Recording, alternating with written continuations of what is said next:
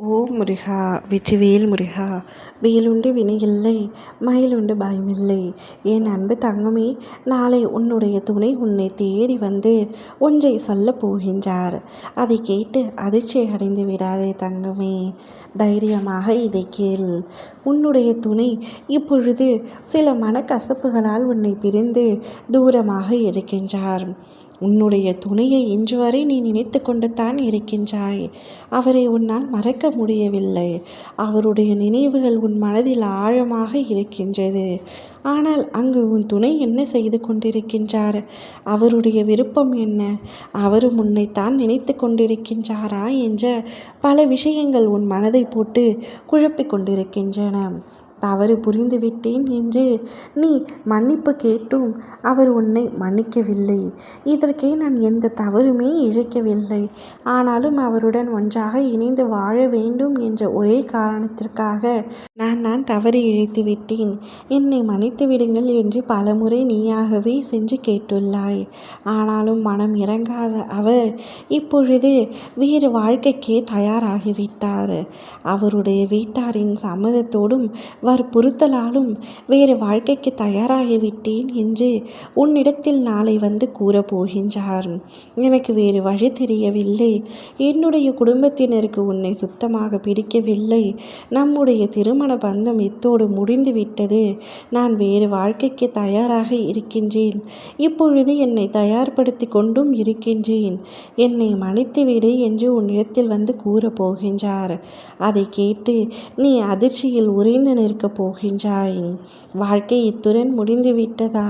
இதற்காகத்தான் நாம் திருமணம் செய்து கொண்டோமா என்ற பல கேள்விகள் உன்னிடத்தில் இருந்து எழப்போகின்றது. ஆனால் ஒன்றை உன்னிடத்தில் மட்டும் சொல்கின்றேன்.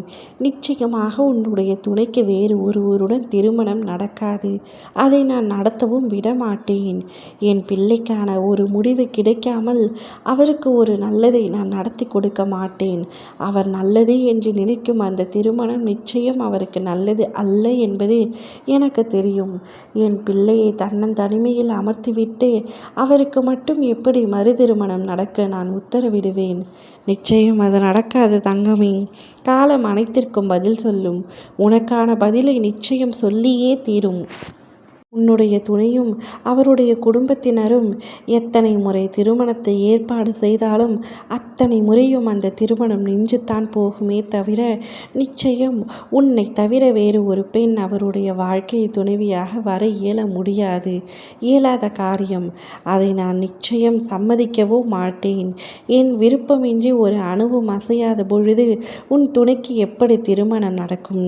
அதை நினைத்து நீ வருத்தப்படாதே தங்கமே. அவர் மனதை மாற்ற முயற்சி செய். அவருடன் மீண்டும் இணைந்து வாழ முயற்சி செய். உரிமைக்காக நீ போராடு. உரிமைக்காக நீ குரல் கொடு. அதற்காக சமாதானமாகத்தான் குரல் கொடுக்க வேண்டும், அடிபணிந்து தான் போக வேண்டும் என்று நான் கூறவில்லை. உன்னுடைய வாழ்க்கை உன்னுடைய கையில் இருக்கின்றது. அதை நீ எப்படி கையாள வேண்டுமோ அப்படி கையாள கற்றுக்கொள். அடிபணிந்தும் போ. பணியவில்லை என்றால் நிமிர்ந்து நின்று போராடவும் கற்றுக்கொள். ஆனால் யாருக்காகவும் உன்னுடைய வாழ்க்கையை தொலைத்து விடாதே. எதற்காக இத்தனை முறை நான் கூறுகிறேன் என்றால் உன்னுடைய துணைக்கு நிச்சயமாக உன் மீது அன்பு இருக்கின்றது. அவருடைய குடும்பத்தினரின் வற்புறுத்தல் பேரில்தான் அவர் இப்பொழுது இப்படி நடந்து கொள்கின்றார் என்பது உனக்கே நன்றாக தெரியும். அதனால்தான் கூறுகின்றேன். அவரை விட்டு விடாதே. அவரை இழந்து விடாதே. எப்படியாவது உன்னுடைய இடத்தை நீ தக்க வைத்துக்கொள். ஓ முருகா! வெற்றிவேல் முருகா!